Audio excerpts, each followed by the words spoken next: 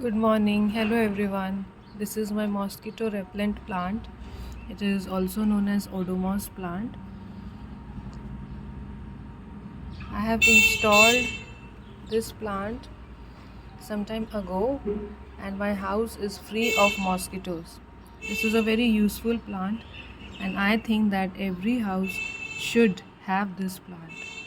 It is available in the nursery. I would say that it is not easily available, but it is available in the nursery. It's a very useful plant, and to get rid of mosquitoes from your house, you can buy this plant and be happy.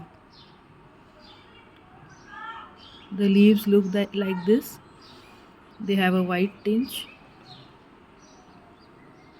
See, they are always like this.